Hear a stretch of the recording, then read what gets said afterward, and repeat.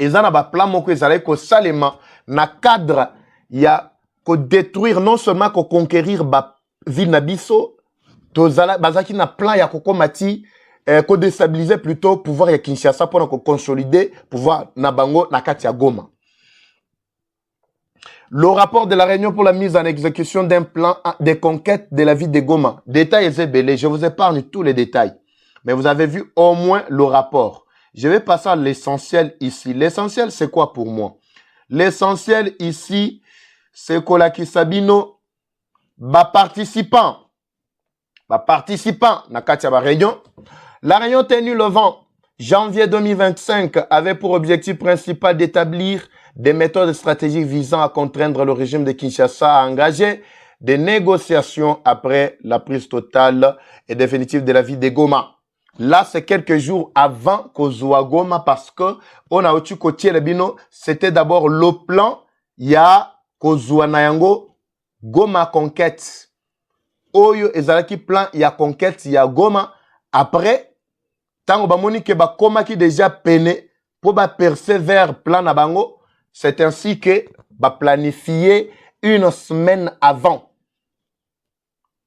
Ba participant bango wana batu oyo bazali ko sala de temps à autre pona ko contraindre pouvoir ya Kinshasa Tshisekedi andima ba négociation directe oyo bango ba bongisaki soit disant Uganda, Angola bazali ko lukatongo midi pourquoi avec l'objectif ba fongola bango couloir humanitaire na couloir économique na est du pays pour que ba léguer cette partie là na ba Tutsi. Tous ces gens là que vous voyez ce sont des Tutsi. Kabila et ba atananga wana soki bo remonter histoire bo komona ki azali Tutsi. Azali Tutsi. Mais pour na ba intérêt ya bango c'est ainsi que baza ko welela basa lelo ko wana po balaka ki bango déjà ba responsabilité balaka ki bango déjà et bokozwa boy tout ça. L'objectif c'était ça pour na ko accomplir testament on a kotangela bino o ya Kagame na Museveni batikeli Kabila.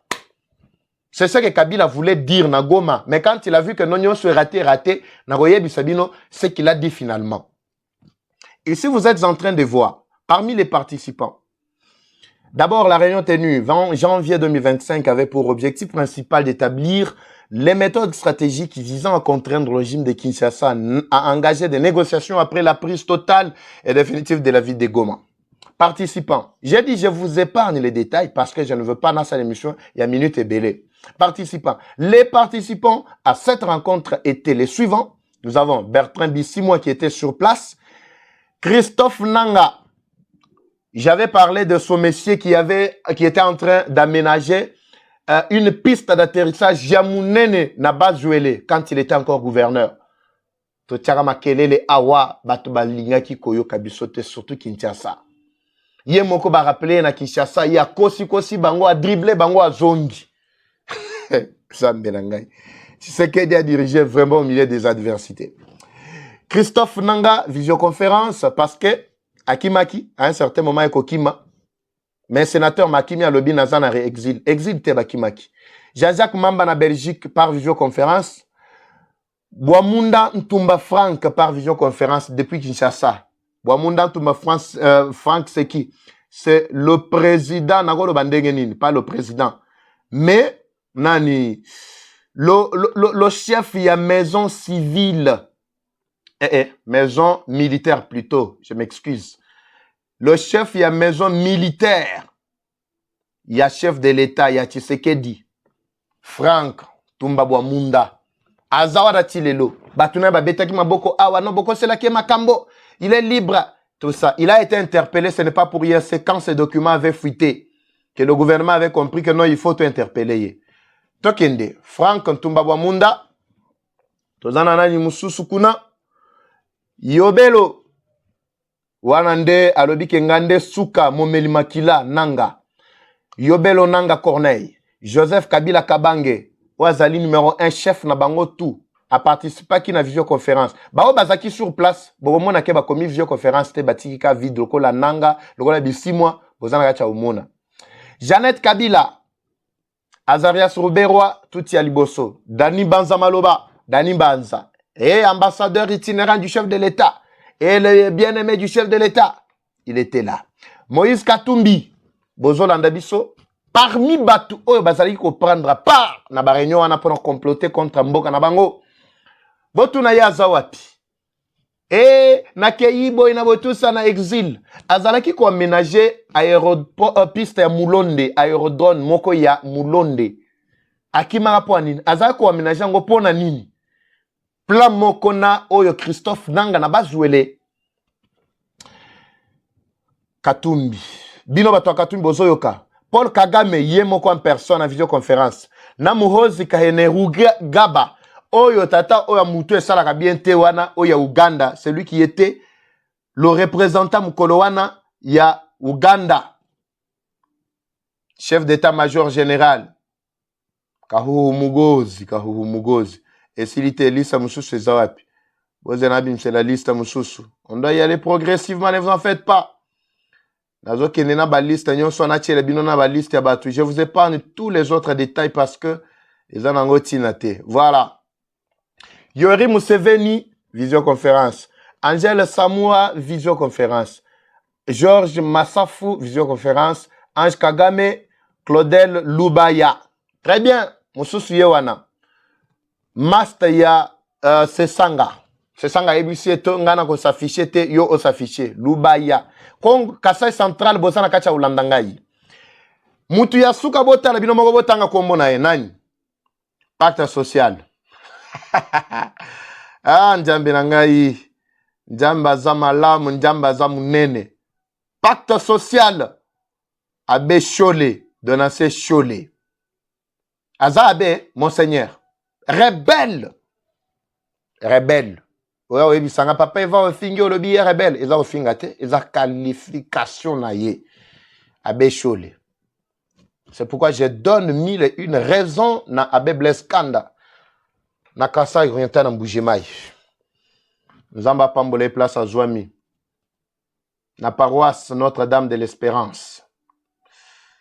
Nous avons pambole place à Zouami Abe Blaise Kanda ozo kangai. Yayo yangwana, nous avons pambole yo. Bato pena Abe Chole et pacte social bango, les rebelles. Bolanda.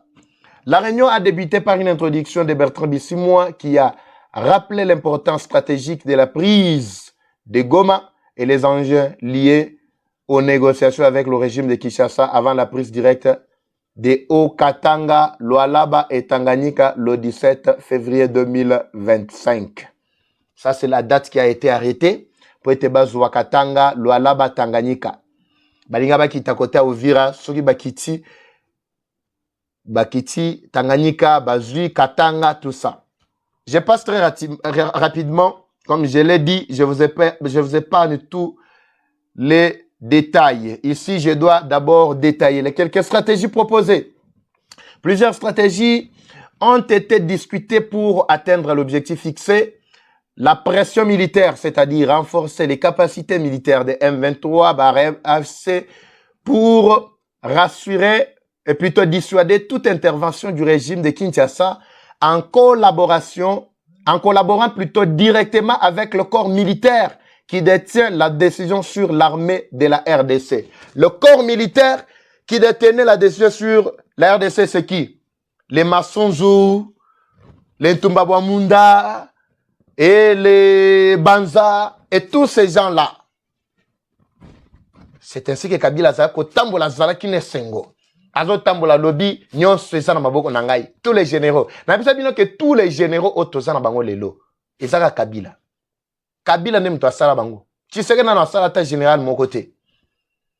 Alors il savait qu'il devrait avoir la même mise sur l'armée. Nzamba pambola ba wazalendo place bazwami. Bande kotanto lo bagabo et dakabo soutenaka ba wazalendo mona neti ba film bota la biloko. Campagne médiatique. Lancer des campagnes pour sensibiliser l'opinion publique internationale sur la situation de Goma et les injustices subies par la population, dont 170 journalistes et médias ont été contactés et payés pour cette tâche. Bande Kobolandi. Bande Kobolandi. J'espère que vous êtes en train de me suivre. Suivez-moi attentivement. 170 journalistes et médias ont été ciblés. Et bafutaki bango pe pona tâche wana. média. Tango yoka, bato bazoko s'acharner sur Tshisekedi. Mutabimika boy a créé compte YouTube mbalamoko bandi. Et Tshisekedi humilié. Et Tshisekedi a tué. Tshisekedi a salibo tout ça. Non. Ezo utana mutema na ete. Ezali mbongo. Ezali kanyaka déjà ba pesi. Ba aveuglé batouana esili. Ils ont travaillé pour mbongo. Biso total nga na fandi place dans un fana bi non. Nako fanda boyete. Les Congolais qui me soutiennent, les Congolais qui vont comprendre que la cause est juste, vont continuer encore à nous soutenir. On n'a pas besoin d'exiger, ezala, na gouvernement, ezale pas nani, mbongo, non, avec mes moyens, ngamoko na kokota, na armée oyo médiatique, pour na détruire le kuta na bango nyonso. C'est ainsi que bomonaki, tozwaki ba casquette oyo mbangu. Nani afuta kibiso. Mais 170 médias ont été payés pour accomplir cette tâche. Yababuzoba oyo yabatu oyo, les ennemis de la République qui ne méritent aucun pardon de notre part. Bon yoka mendeko oyo pero luara bon biloko nyonso ba mituka ba ndako asomba na Kinshasa partout nyonso wana ezalaki bambongo. Il y en a qui ont reçu bambongo moko kosaka na te na ba biloko na bango wana. Biso to ndimi pauvreté na biso. To sala kandenge to sala boy mais pour la cause ya mboka. Cela ne veut pas dire que non, le pays n'avait pas de moyens pour nous financer. Le pays a des moyens.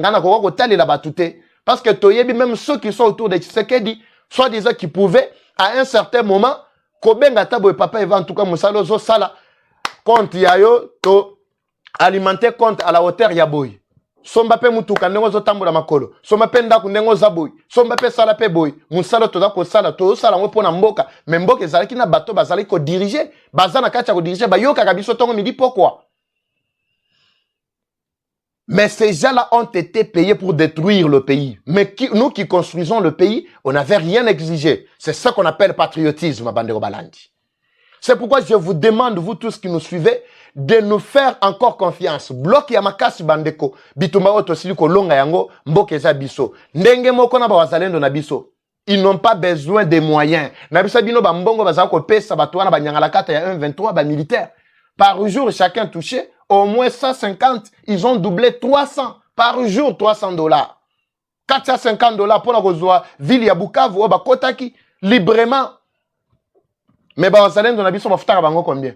Et l'autre côté, mais bâtir mur, contraindre les ennemis de la République, ils n'ont pas su avancer. Les Wazalendo.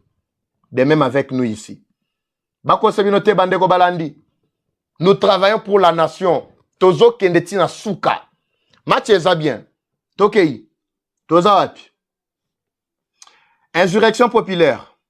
Emploi des gaz neurotoxiques dans le pavillon 8 du centre pénitentiaire et de rééducation pour éliminer 2 figures politiques perçues comme des opposants résolus au régime de Tshisekedi. Bazaki banani? Na pavillon 8, tozaki na nani kuna? Ah, bozoe ba déjà. Yango na ninga kokota makambo de plusieurs fois quand vous me voyez passer ici, je ne veux pas entrer dans la polémique, bato ba engagé kana ba média. En passant, Kabunda zaki na pavillon.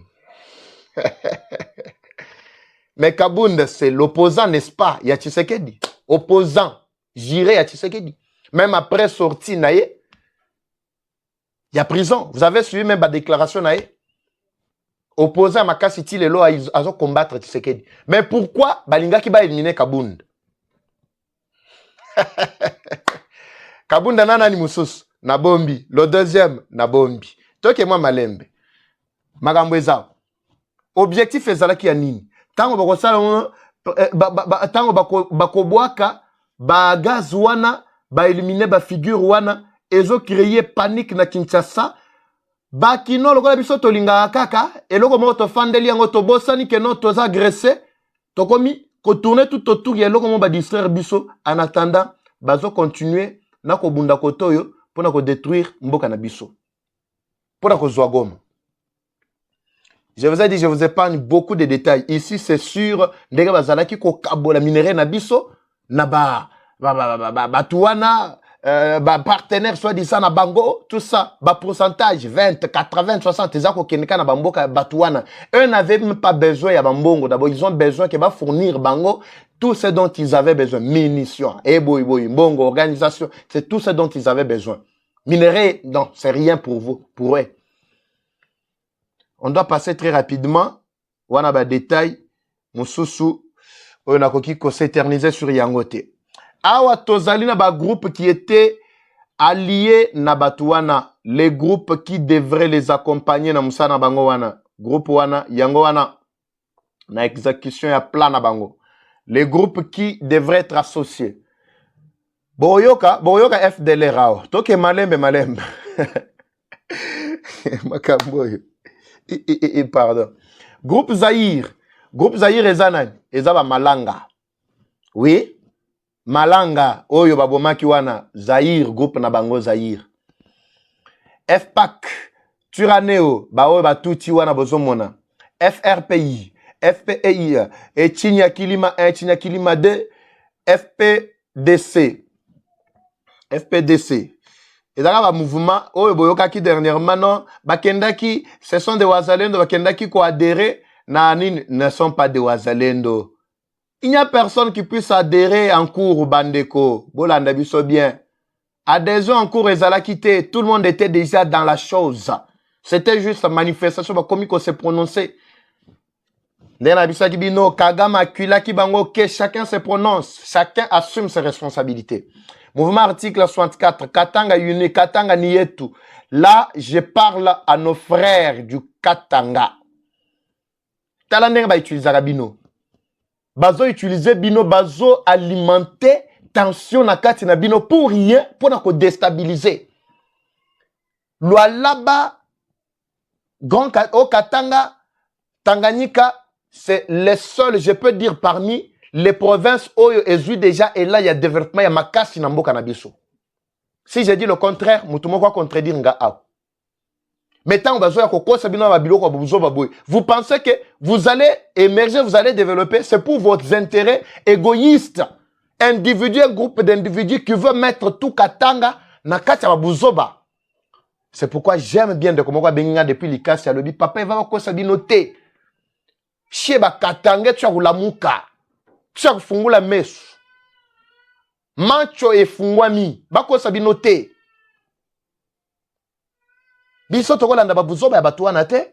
Nos amis, nos frères du Katanga m'ont appelé depuis hier, na Likasi, na Kolwezi, na Lubumbashi, nous la population, nous sommes derrière le régime en place. Biso toko zomanduki te, au contraire toko tele me la ba ba ko zomanduki. Bolandaka pe ba wazalendo na bango aw. Toke malembe.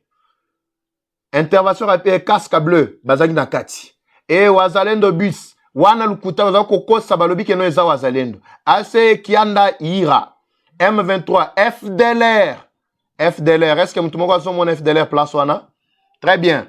Boulongo nie bois touti. C'est par là que je dois essayer peu de chiter kokota na ko présenter bino plan ya batu oyo to lokola nini na bango otobengi tobengi nini tobengi plan otobengi nini testament plutôt oyo Kagame na Kabila Kagame atikeli Kabila bandeko balandi Boulongo ni Boatuti. C'est ça le testament que Kagame a laissé na Batuana. Ici je crois, non, on était déjà ici. Très rapidement, Nazoluka Nashute Sikoyo na testament. Voilà. Finalement, on est où? Voilà. Aidez-moi très rapidement. Voilà l'évaluation de la situation. Bah, document est tellement ébélé. Permettez-moi de dire 2 ou 3 choses très rapidement. Na maye malobi et le Kowana. Voilà. Testament Oyo Kabila Batikeli et pas Kagame na Museveni. Le testament Ezawapi. Testament Ezali Maloba Mason Abisakibino Oyo ya capitaine Oyo Juvenal Yabatutsi Obakangaki. Le plan c'était comment? Kagame apesi Kabila mission a ebisi alobi aussi longtemps que naza na pouvoir na kati ya Rwanda. Mabele ya Rwanda généralement majorité ezalaka ya Bautu, ezalaka Batuti te. Vous connaissez dans quelles circonstances j'ai fait pour conquérir le pouvoir. Tobomi, to créer génocide ya makasi, tobomi pona ko s'imposer na pouvoir. Mais kobomi ezalaka na suka. Mutu azalaka mutu. Suka mutu pe akosa nini akokufa. Ngaye na komo lemba. Museveni ye wana komo lemba. Parce que Museveni na Kagame bangonde mutu basimbi masolo ya Batuti. Rutu kala mingi takotika la ye moko akomo lemba. Lelo na lobi tokoki kokufa. Lokola Tshisekedi ayeko tchebiso mobulu makasi boye panzi likolo. Batuti bazalaka na mboka te. Batuti bazalaka na mabele te. Vous devez faire en sorte que vous se concentrez Batuti nyonso ya Tanzania, Batuti ya Uganda, Batuti ya Rwanda. Vous sangana nabo o bazalaka na kati ya Congo. Bosa la front ya makasi. Baye kola anglais, baye kola français, baye kola lingala. Baye kola swahili. Baza s'affichaka kaka na Kinyarwanda te parce que le fait que bazo s'affiche na Kinyarwanda de temps à autre dès loko ezo sala que non ba Congolais wana ba poussa bango musika wana maloba ya Kagame zo ibisa Kabila bo bunda bo sala tout pendant que nazana na bomoi bo zuwa parti ya RDC et comme mboka part nde boye ya Kabila devrait se prononcer sur la question. Aïbisi bango clairement que vous n'avez pas de pays. Tu as fait plus de 18 ans na Congo, mais tu n'as pas réussi. Il y a comme ça le mouvement Oyo. Mais il fallait ezala accompli na pouvoir ya mutumusu akoya pour que balo bate que non, c'est Kabila dans son règne qu'il a accepté ya kokata mboka. Mais il fallait planifier déjà tout ce que tu avais planifié. Mais ce qui continue à kobundate, tu sais que du Oyo à koti que le bino mabelete. Bokoti kala libela errant. Boke na Tanzanie, bakuti bino Batuti. Baye na Rwanda, bakuti bino. Baye na Uganda, bakuti bino. Baye na Kenya, bakuti bino. Bokozana mabele fixe te. Bamboka nyonso wana ezalaka bamboka na bino te. La grande partie ya mboka oyo ezali riche à minerais et fertile ezali la région ya RDC. Yango bomonaki tango bazwaki Goma, Batuti na kati ya Rwanda basalaki fête baselebraki. Les Tutsi de partout. Ils se sont mobilisés. Bao bazaka. Yango tango toyebi saka bino bandeko na biso na kati ya diaspora. Nazo mona bandeko mususu soit disant ba congolais. Ba comprenaka biloko yote na kati ya diaspora. Ba comprenaka te? Ba comprenaka biloko te. Ba kosaka bango ba ke ko s'aligner sima ya nanga pona ko accomplir testament oyo Kagame atikeli Kabila. Eza pona ko pesa ba Tutsi mabele na biso, c'est tout. Quand on parle de la balkanisation, vous pensez que non, exagéré était. Ezala qui plan déjà mis en place. Ezala qui plan mis en place. Quand ndenge botu otanga plan mis en exécution pour na kozwa ville ya Goma. De même aussi Goma kozala loko la capitale na bango pe sima et kokoma mboka mobimba grand Kivu mobimba. Ba kitati ba kota maniemba wana loko la Kabila avait déjà investi na kati ya Katanga au grand Katanga mobimba. C'était l'occasion pour lui pour que abotola mboka wana ekoma nyonso wana na maboko na bango basali Katanga mboka à part Kabila na batunaye atie ba John Numbi na banani koto yo Kabila atie ba bananga na bande musu ba fandeli ba zuma bele ba pesi ba Tutsi. Les Tutsi devraient maintenant avoir bisika na bango oya ko fandela bande balandi. C'est le testament. Sinon, ceux qui n'ont pas fait exécuter un gote talibino. Alors, Kabila a tenté par quel moyen qu'on se prononcer dans le discours naïe pour nous dire que ça ne pouvait pas passer. A tenté deuxième hypothèse, il a déclaré déjà côté occupé local a déjà État indépendant, a moni que ça ne pouvait pas passer.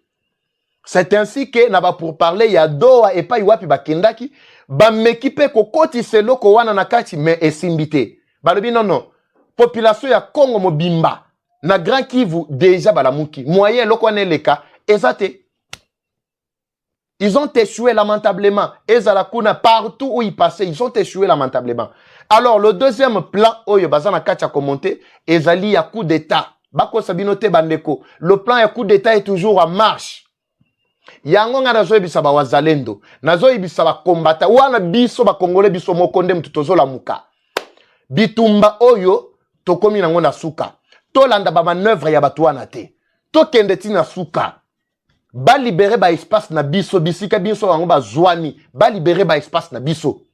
Ba kende ko déclarer état indépendant na Tanzanie. Ba lobi ke no ba Tanzanie, ba zalaka corruptible te, kaka ba congolais, mais to la kisabango que nous sommes plus catégoriques, incorruptibles que ba Tanzanie au bango ba zalaka kokana. Voilà le testament que Kabila a reçu de Museveni et de Kagame. Bazali ko bunda tongo midi poko muta tangeli ngai parti. Na bi se tindelanga document na mobimba. Abi papa va zela parce qu'il y a encore des choses qui sont en train d'ajouter.